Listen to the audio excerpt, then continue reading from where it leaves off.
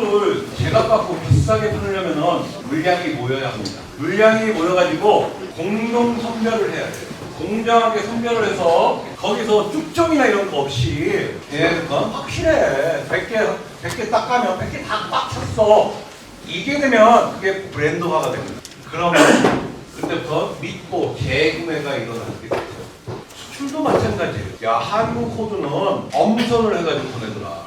그래서 물건에 하자가 없더라. 소비자들이 크레임이 없더라. 이게 되면은 브랜드화가 되고 가격이 올라가요. 제가 우리 회사 이름을 한국호두산업, 한국호두산업이라는 걸 태극기 문양으로 한 이유가 바로 여기 있습니다. 저는 아예 목표가 국내 시장을 목표로 시작한 게 아닌 거예요. 제가 창업을 할 때는 이걸로 여기서 해서 난 수출해야겠다. 해외 시장을 보고 시작한 겁니다. 그러면은 물량이 무이해지려고 하면 조직화가 이루어져야죠. 그래서 제가 여러분한테 호두협회라는 걸, 국내 호두협회라는 걸 만들자 제안을 했던 것이고, 그렇게 해서 모여가지고 우리 공정하게 선별을 하자. 그래서 그걸로 갖다가 여기 이제 쌀 집에 안 가지고 가잖아요. 교과서에서 집에 안 가져가죠. 전부 RPC로 가죠. 우리 WPC를 만들자. 호두 PC. RPC처럼 WPC를 만들어가지고 여러분들 집에서 호두 수확해가지고 여러분들 손식하면서 그냥 까는 게 아니라 쭉 그냥 기계가 훑어버리면은 그대로 다 갖고 와버리면은 여기서 WPC에서 자 이물질 있잖아요. 낙엽이고 막 바지 같은 거 있을 거 아니에요.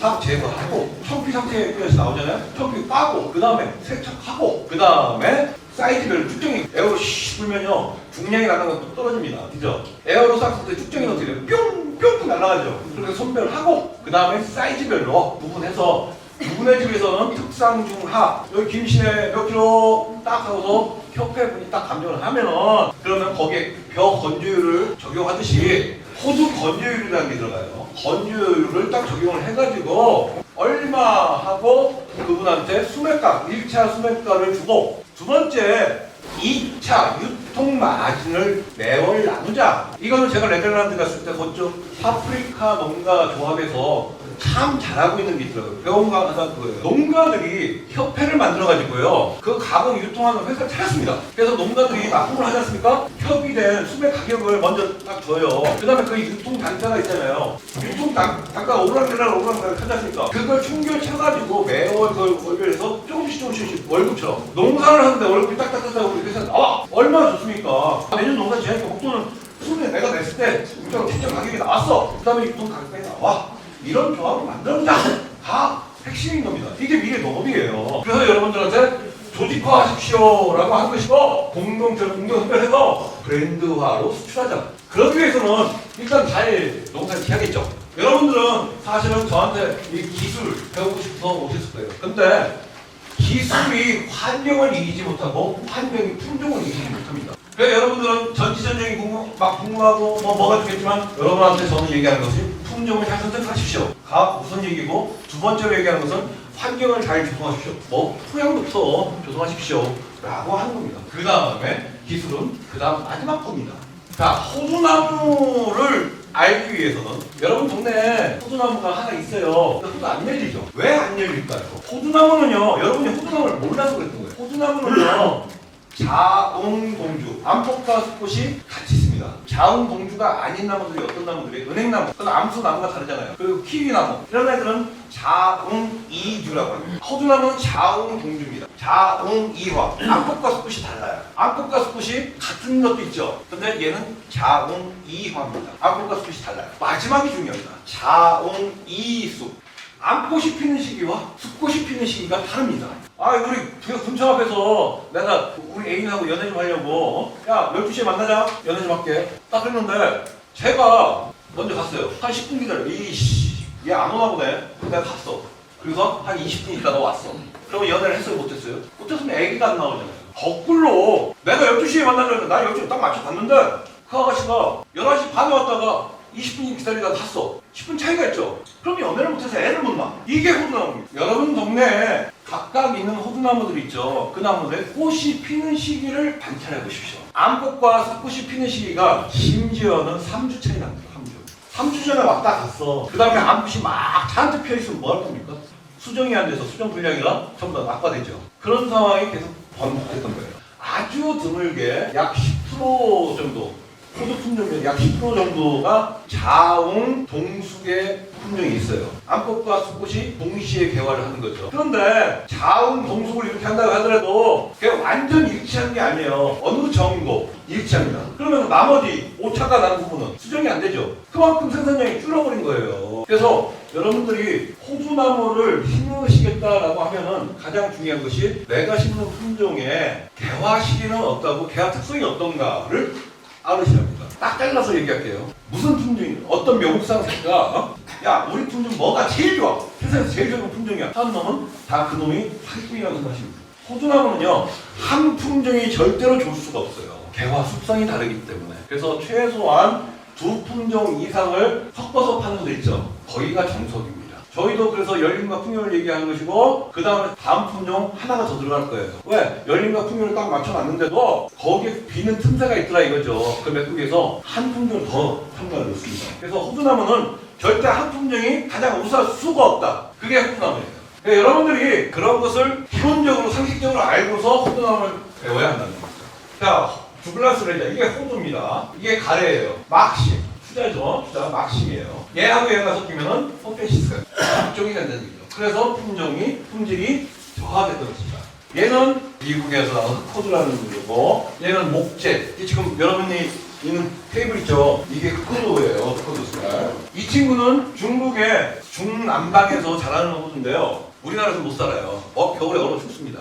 근데 얘가 이제 이름이 두 가지예요. 포호두라고도 부르고 철호두라고도 부르는데 이 친구가 1930년대에는 전 세계를 좌지우지했던 호두입니다. 근데 문제가 뭐였냐? 얘는 보니까 곰보잖아, 곰보. 곰보가 되어 있다 보니까 어떤 문제가 되느냐? 이물질이 남습니다. 처음에 처음 탈피했을 때는 이물질이 아무리 깨끗해 보이죠. 근데 좀 지나면 어떻게 돼요? 곰팡이나 이렇게 끼니까 시커매지죠. 보기가 싫잖아요. 그 세척할 때 어떻게 해요? 락스 넣어가지고 세척했습니다.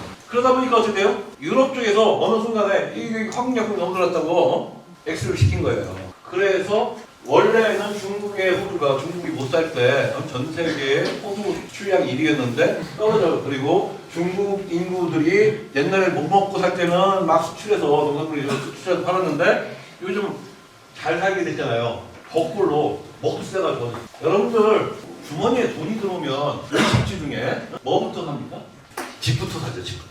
일본도 그랬고 우리나라도 중국도 그랬고 다른 나라들도 그렇습니다. 베트남도 그렇고 주머니에 돈이 생기면 주거부터 해결합니다.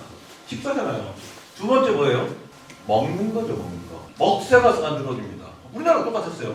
그 다음에 입는 겁니다. 요즘 중국 가면요, 예전 몇 년 전하고 달라요. 애들이 옷 입고 다니는 게요. 옛날에 진짜 막 인민복 그런 거 같다고 이러면서 질질 끌고 다녔는데 요즘 입는 거 보면 딱 쫄바지에다가 막 그러면서 다니는 거 보면은 상당히 좋아졌습니다. 똑같은 문화가 벌어지는 거예요. 그래서 중국 애들이 옛날에는 수출 꾸준히 하다가요, 돈이 생기니까 먹기 시작했습니다. 그래서 미국 시장에서 가장 많이 수입하는 나라가, 그래서 제가 인도를 기대하는 겁니다. 인도가 야 10년만 딱 하면은 호두값 금값 됩니다. 금값. 여러분들 호두 품종에 선택할 때는 빨리 돈이 돼야죠. 10년 기다릴 수 있는 분은 맛있어 가세요. 나 돈 안 벌어도 돼. 한번 가시고 조시성, 다수학성, 상품성 다 필요하죠. 막판에는 끝장이 지금 품질로 싸워야 한다고 했잖아요. 상품성으로 가시고 관리성입니다. 이 요즘 심는 호두나무가요 엄청나게 좋은 게 뭔지 아세요?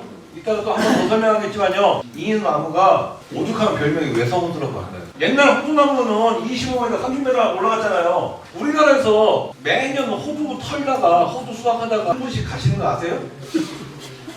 25m까지 올라간 장대가 어디 있어? 나무 중간에 위에 올라가서 장대질 해야 할 거 아니에요. 흔들다가 내가 흔들려. 그리고 내려오셔. 가셔서 내려오시지. 그런데 얘는요, 지금 제가 뭐 지지도 하면 빨리 50cm 받고 3m 50 이렇게 하십시오 하죠. 사실은요, 이 주시성 호두나무에 땅에 피배 관리 안 하고 그냥 딱 심어 놓잖아요. 쟤들 여러분 키만큼도 못 큽니다. 촉진 재배해야만 키울 수 있어요. 왜? 얘는 생식생장을 이미 하고 있는 애기 때문에 영양생장이 약합니다. 오늘 내가 나한테 주어진 땅에서 하면 얼마까지 하는데 그러려고 하면은 부피를 빨리 키워놔야 하거든요. 촉진 재배를 해야 한다는 거예요. 그걸 못하면 수확해서 확 간다. 그런데 키가 작으니까 어때요? 관리성이 좋아지죠. 약한 시절에도 막 예전에 그 거품물이 막 이거 다 찢었는데 그거 하는 게 아니라 그냥 살살살살 뿌리고 다녀도 된다는 얘기예요. 수확하는데도 나무 위에 안 올라가서 그냥 땅바닥에 쏟아서 하면 된다는 얘기예요. 저는 나무를 최대 어느 높이까지 키우냐면은 고지가에 있죠, 고지가에. 저는 의자 들고 다니면서 위에 올라가는 것도 싫어가지고 이거 들고 다니면 막 힘들잖아요. 싸다리 같은 거 싫어가지고 땅바닥에 그냥 서서 다리 하나만 들고 다니면서 딱 거기가 끝이에요. 그거 해보니까 3m 50 정도 되더라. 이 고지가에도 싫다. 나 2m만 키울래. 그렇게 하시면 됩니다. 그래서 얘네들가 조그맣다 보니까는 과일성이 좋아지고 인건비도 줄어들고 기백관리가 되고 고효율 생산이 되더라. 사과 농사 짓는 분들, 옛날 사과나무 처음부터 막 우람해 막 컸잖아요. 근데 요즘 외성 데모, 뭐 M7이나 M25나 뭐 이런 거 갖다가 외성화시키죠. 그 사람들 바보라서 그렇게 돈 들여가지고 외화 접목을 시킬까요? 아니에요. 그게 해보니까 돈이 더 되더라. 관리성도 더 되더라. 원가를 줄어들고 하더라. 근데 이 나무는 이미 그렇대. 얼마나 좋습니까? 이 호두나무는, 조시성 호두나무는요, 장점만 있는 게 아니라 단점도 분명히 있습니다. 첫 번째, 목재로서 가치가 없죠.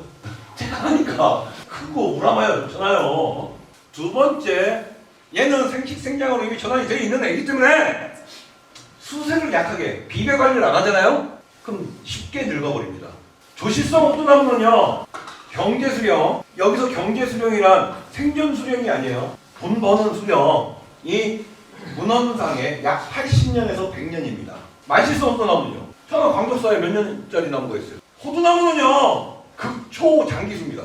중국의 국보급 호두왕이라는 나무가 있어요. 허터즈 왕이에요. 그 나무는 2000년 된 나무입니다. 2000년 됐는데 호두가 아주 풍성하게 많이 열립니다. 그래서 국보급이에요.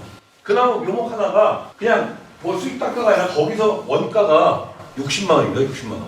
자, 그런데 이 나무를 심으려고 하니까 이제 여러분들 우리 비닐하우스 농사를 짓던 뭘 하든지요, 수박농사를 짓던 하든 한 작기마다 맨날 걸어놓고 로타리 치고 쟁기질하고 하잖아요. 한 작기에도 하는데 여러분들 이게 10년도 아니고 20년도 아니고 100년이래요. 근데 1m 안 뒤집으실래요? 여러분 혼자만 쓰는 게 아니라 3대가 쓴대요. 3대가. 그 다음에 나무가 나중에 노쇠했어.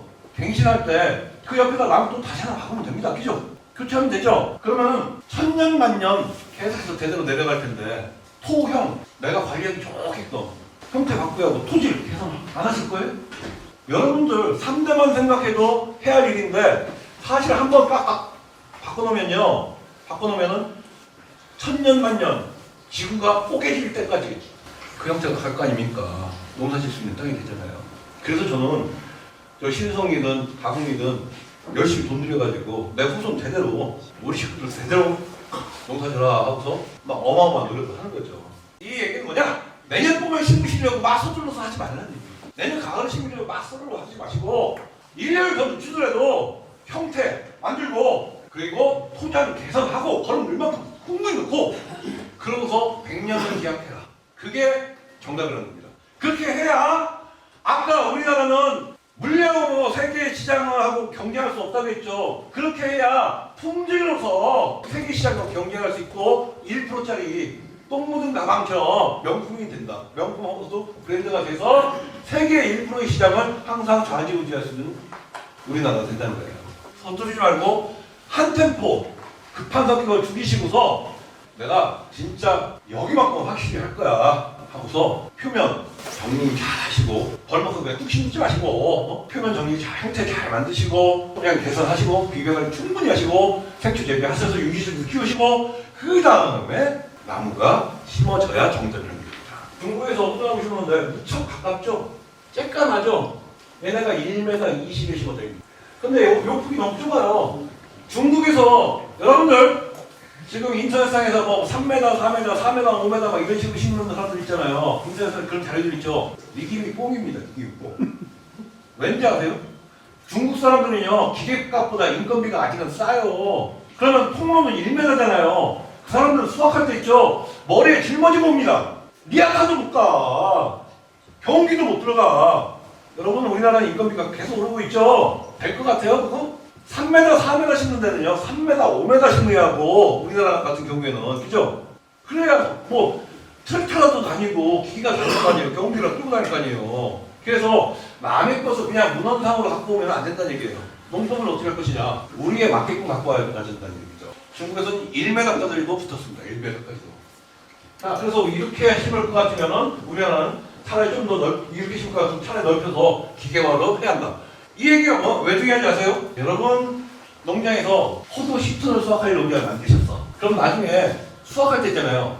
수확할 때 여러분이 몇 톤을 날려야 하는지 아세요? 50톤을 날려야 합니다. 건조가 안 돼 있죠. 청피가 붙어 있죠. 50톤을 머리에 짊어지고 나올 자신 있으시면 바짝바짝 붙여서 하시고, 이게 지금 1000평, 2000평 얘기가 아니라 예를 들어서 몇만 평씩 한다고 생각해 봅시다. 인건비는 계속 오릅니다. 기계화할 생각을 많이 하셔야 됩니다. 19라고 써있죠. 정답이 이게. 이거는 문헌상에 나와 있는 겁니다. 어떤 연구학자들이 품종, 그 동네에 나오는 유명한 품종들 있죠. 그걸 다 갖다 똑같은 조건에, 똑같은 토양에, 똑같은 관리 방식으로 재배를 했답니다. 그리고 생산량을 조사를 했더니 몇 배 차이? 19배가 차이입니다.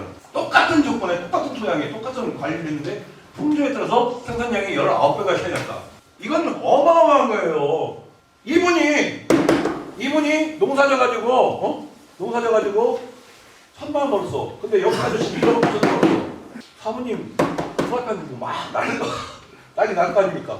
이 차이입니다. 품종 하나만으로 그래요. 이게 문헌상의 근원입니다. 말씀드리는 거는요, 언제든 저한테 야 그 근거를 대라고 하면은 항상 저는 문헌으로 갔다가 그렇게 했습니다. 조사 자료를 봤습니다. 지금 제 방에는 약 한 230건 정도의 책자가 있어요. 해외 책자지만 거기에서 나오는 얘기를 말씀을 드리는 거예요. 자, 호두 품종 제시할 때는 개발 예획이 어떠냐, 어떠냐, 또 하는데 제가 이거 다 하려고 하니까 바쁘니까 빨간 거 제가 표시해놨죠. 주시성으로 가십시오. 대화수성이 어떤지 확실히 아십시오. 다수학성으로 가십시오. 상품성이 끝내주는 걸로 가십시오. 우리는 호두의 상품 품질만 얘기했어요. 한 가지 여쭤볼게요. 여기 신령 호두 심으신 분, 신령 호두의 측지 발화율은 몇 프로입니까? 새로운 가지가 나왔어. 그런데 내년도에 열매 맺고 나오는 결과지가 열매가 맺는 발화율은 몇 프로냐? 신령 호두가 43%입니다. 끝에서 여기까지 43%. 절반도 안 돼요. 그런데요, 지금 요즘 나오는 조시성 호두나무는요, 심지어는 100%까지 나옵니다. 100%. 기본 나오는 게 90%예요. 90%고. 그러면은 똑같이 주어진 1m의 면적에서 43% 절반만 열매가 맺는 것과 전체가 열매가 맺는 것은 두 배 차이가 나죠. 또 한 가지. 자, 꽃이 암꽃이라고 합시다. 암꽃이 딱 폈어. 암꽃이 딱 폈는데 여기서 열매가 어떤 품종은 하나만 열려. 어떤 품종은 2개가 열려. 어떤 품종은 3개가 열려요. 어떤 품종은 4개가 열려요. 자, 하나짜리도 있고 4개짜리도 있는데, 하나부터 4개가 있는데, 하나 열리는 품종, 비율이 10%, 2개 열리는 프로테이지가 20%대, 3개 열리는 또 한 20, 30%대. 이런 비율도 검토를 해봐야죠. 왜? 호두 하나가 열리는 것과, 눈 하나에서 호두 하나 열리는 것과, 열매 4개가 열리는 것은 4배 차이잖아요, 벌써. 혼화바율이라고 해서. 여러분들은 암꽃눈이라고 하는데, 암꽃눈이 아니라 사실은 혼화바가 맞아요. 왜냐면은, 눈에서 새순이 림편이 딱 벗겨지면서 줄기가 나와요. 이파리 나오고 줄기 나오고 그 다음에 암꽃눈이 핍니다. 전부 다 이파리도 나왔고 줄기도 나왔고, 그죠? 혼합아가 정답입니다. 혼합아율이 신령의 혼합아 암꽃눈의 비율이 몇 프로인지 아십니까?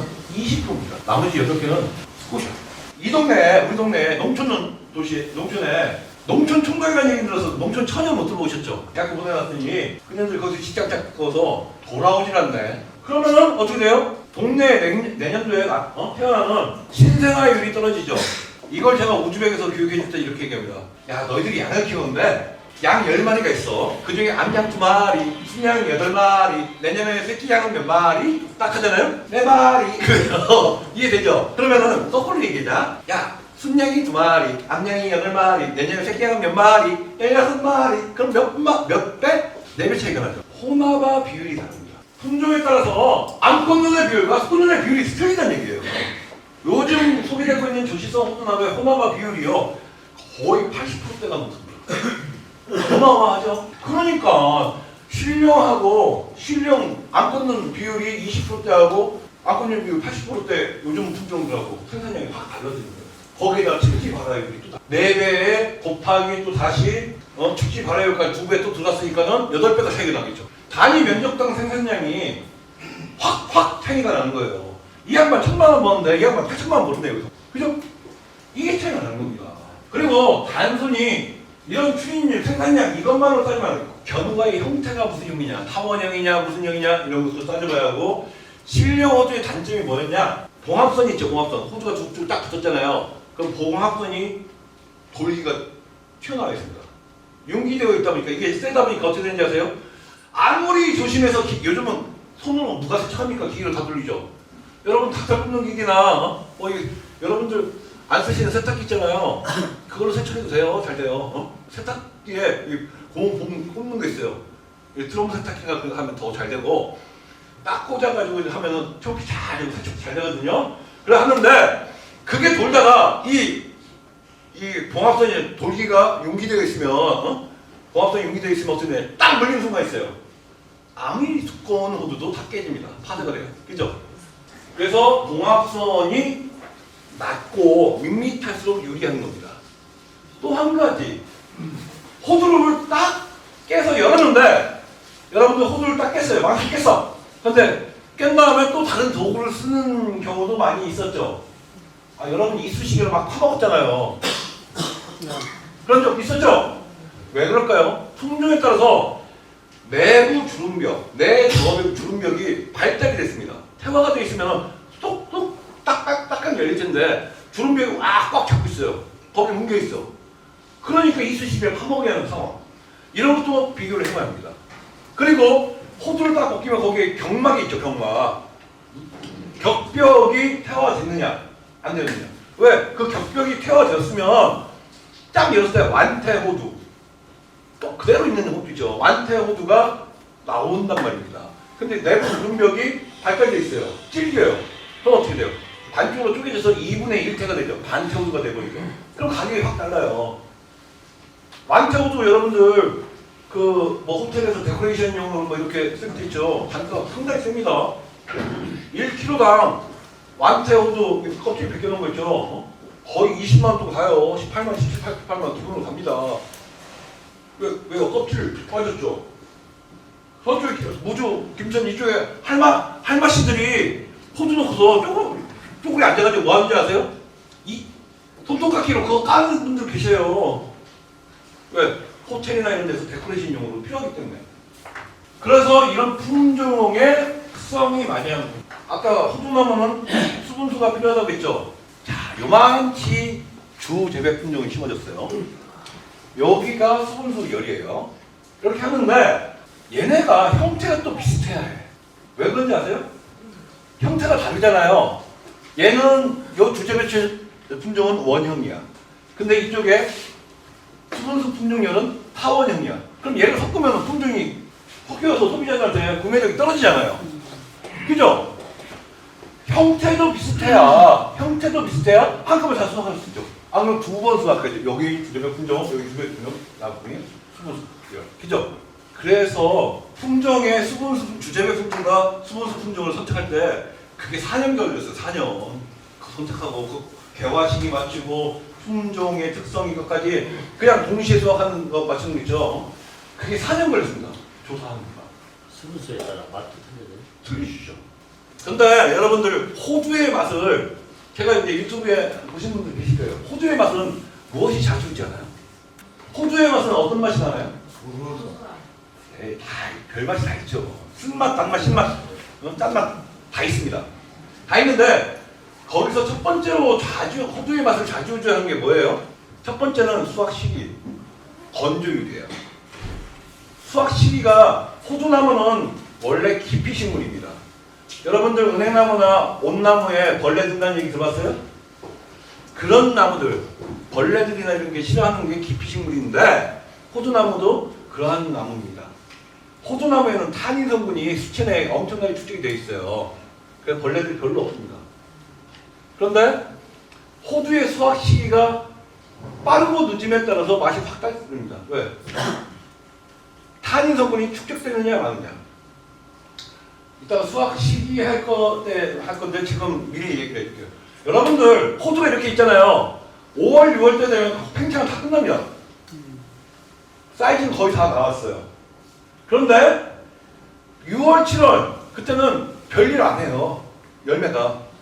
여러분들 생각에는 처음 약국이 발효돼서 그때부터 호두의 배아가 지금 우리가 입에 들어가는 호두살 있죠. 그게 하루에 조금씩 들어갈 것 같죠? 아닙니다. 아니에요. 마지막 여러분이 수확하기 바로 직전 약 23일에서 25일 사이에 쪼그러져 있던 얘가 갑자기 쫙 들어갑니다. 쪼그러져 있던 애가 수확 바로 직전 23일에서 25일 사이에 쫙 꽉 찼는 얘기예요. 배아가. 그 안에서 찬다. 그렇죠. 그래서 이제 호두 수확 감별사들이 가보면은 여러분들 이제 해야 할 일이에요. 이제 언제 수확할까라고 볼 때 호두 하나 딱 까가지고 있죠. 칼로 쫙 쪼개봅니다. 그럼 배아가 꽉 차는 시기 있잖아요. 그때 선택합니다. 그리고 유튜브에 호두의 수확 시기라고 나와 있는 거 있잖아요. 그거 다 뻥이에요. 아그들이 그 아그들이 지식이 없어서 그렇습니다. 호두의 수확 시기를 결정하는 첫 번째 요인은 뭐냐? 그 호두를 어디다 쓸 거냐예요. 이 호두를 견과로 팔 거냐? 종자용이냐? 아니면 가공용이냐에 따라 다릅니다. 왜 그런지 아세요? 자, 여러분들 호두 우유라고 들어보셨어요? 호두 우유? 아니면 호두 분유라고 들어보셨어요? 호두 아이스크림. 별의별 가공품이 많아요. 근데 자, 호두 우유를 만드는데 우유를 땄을 때 밀기하거나 거무잡잡해. 하얘야죠. 그래서 이거는 호두 우유 만들 거야 라는 것은 수확 시기가 빨라집니다. 미숫가루 수확한다는 얘기예요. 미숫가루. 그죠? 오히려 더 비싸요. 이 미숫가루 수확해 주는 게. 인건비 많이 들어가고 더 비쌉니다. 그래서 호두 가공용일 때는 가공회사가 유통 가공하는 회사가 이거는 저기 가공용이니까 미리 따세요. 금 가기 전에 따주세요. 라고 주문을 한 겁니다. 그걸로 돼요. 근데 견과용은 약 한 20-30% 이제 줄이 금이 갔을 때 따라고 하죠. 근데 그거보다 늦으면 어떻게 돼요? 쓴맛이 나기 시작합니다. 탄이성이 축적돼서 쓴맛이. 여러분도 호두 먹으면 가끔 쓴맛 나죠? 탄이 축적돼서 그런 거예요. 수확 시기가 좀 늦어진 거죠. 자, 그런데 이거 종자용으로 심을 때는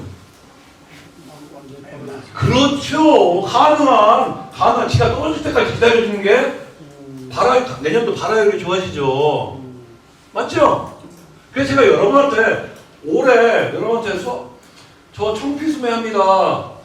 호주 제가 수매할 때 청피로 수매했잖아요. 여러분한테 노하우는 안 가르쳐주고 청피로 수매해가지고요. 저는 저쪽에서 후숙시켰어요. 그늘에 한쪽에 놓고서 한 열흘에서 보름 이상 있잖아요. 후숙을 시킨 겁니다. 청피 자체에도 수분이 있잖아요. 거기에서 양을 쭉 빨아먹게끔 그래 발화율을 좀 높인 거예요. 종자용은 그런 겁니다. 그러면 여러분들이 용도에 따라서 수확 시기에 달라지죠. 그냥 결과가 생각하고 단순히 언제 뜬다 이게 아니에요. 이게 용도가 뭐냐 그거에 따라서 가장 큰 차이가 난다. 미숫가도요 외피가 생겨있죠. 다 금가지가 않는 상태에서 따요. 근데 얘가 청피 벗기가 나중에 기계로 벗기더라도 좀 힘들어요. 그래서 사실은 단가가 더 비쌉니다. 따기도 어려워요. 그래서 비용은 더 주는데 대신 인건비나 그 비용 더 준다고 해도 인건비나 가공 비용은 더 들어요. 그런데 예를 들어 견과를 기준으로 할 때 제가 좀 전에 얘기했죠. 호두는 23일에서 25일 사이에 그 안에 있는 호두살이 다 찬다라고 했죠. 제로에서 빵에서 100%까지. 그러면 하루에 심지어는 그 배아가 호두살이 하루에 2g까지도 팍팍 늘어가요. 그런데 내가 3일 먼저 땄어. 그럼 호두 하나에서 6g 차이가 날 수도 있다는 얘기예요. 그래서 너무 빨리 따게 되면 색깔은 좋으나 중량에서 손해를 봤죠. 그 중량 손해 보는 걸 갖다가 매입하는 데서는 이건 특수하게 이렇게 쓸 것이기 때문에 주문하는 거예요. 납품처에 따라서 용도에 따라 달라진다. 그래서 가격은 비싸게 줄 수밖에 없다. 왜? 그만큼 중량이 적게 나갔잖아요. 이게 더 중량이 더 나올 수 있는데 그걸 감안해서 보상을 해줘야만이 된다는 얘기죠. 자, 좀 전에 호나바의 비율 암양이 2마리, 암양이 8마리 이게 설명해줬죠. 이게 신령이라는 품종입니다. 이게 동글동글하게 생겼죠. 얘와 얘는 다르죠. 얘는 솔방울처럼 생겼고 얘는 동글동글하게 생겼잖아요. 하나, 두 개. 나머지 하나, 둘, 셋, 넷, 다섯, 여섯, 일곱, 여덟 다 섞으시네. 그죠? 그러면 얘는 하나, 두 개. 여기서 몇 개 더 열려요? 다 열려도 두 개씩 열린다고 해도 네 개예요. 그죠? 근데 얘는 수컷이 하나, 두 개. 나머지 하나, 둘, 셋, 넷, 다섯, 여섯, 일곱, 여덟, 아홉, 열. 얘는 여기서부터 여기까지 두 개씩 열린다고 하면은 20개가 열리죠. 옷 하나에 2개 열립니까? 네, 보통 두 개 열리거든요. 세 개도 열리고 네 개도 열려요, 사실은. 근데 두 개씩만 평균 잡고서 한다고 하면은 요만큼 똑같은 공간 내에서 네 개와 20개의 차이는 엄연히 차이가 있죠. 그런 얘기예요. 호두나무를 볼 때는 얘가 장과지류냐, 중과지류냐, 단과지류냐를 보셔야 해요. 이파리와 이파리의 사이가 길어. 결국은 매년 열매 맺는 데는요, 이파리, 잎 겨드랑이라고 하죠. 잎액, 잎 겨드랑이 사이에서 눈이 생겨가지고 그 눈에서 내년도에 다시 발하면서 거기에 호두가 열리는 거 아니에요. 근데 얘가 길어. 한 마디, 두 마디 이렇게 길어요. 그럼 공간을 많이 뺏어 먹었죠. 이게 장과지류입니다. 얘는 숟가락은요, 짧아요. 짧죠? 얘가 단과지류예요. 그러면은 여러분들이 장과지류냐, 중과지류냐, 단과지류냐. 그런데 이게 딱 많이 써오던 거의 대부분 다 장과지류예요. 중만실성, 청양 같은 품종이 그렇죠. 청양이 중만실성인데 중과지류예요. 조실성은 대부분 단과지류인데 일부는 중과지류가 납니다. 그래서 이것도 품종마다 차이가 나요. 그런데 어떤 분들이 얘기를 하세요. 야, 그렇게 나무가 찌까하면 열매 많이 매달리면은 열매가 어떻게 그게 살이 차고 수확을 해? 적과해야 하는 거 아니야? 근데요, 장과지류 10cm 나간 다음에 이파리가 나왔어. 와, 1cm 나간 다음에 이파리가 나왔어. 옆면적은? 이파리 면적은? 1cm가 나갔더니 10cm가 나갔고 똑같잖아요. 옆면적은 같다 해요. 옆면적에서 약물 갖다가 탄수화물을 만들어내서 열매에 넣어주는 거죠. 똑같다는 얘기입니다. 인치자와 센치자로 이해하시면 돼요. 똑같은 길이를 인치를 따지면 3개밖에 안 들어가잖아요. 근데 센치로는 8개 들어가네. 그죠?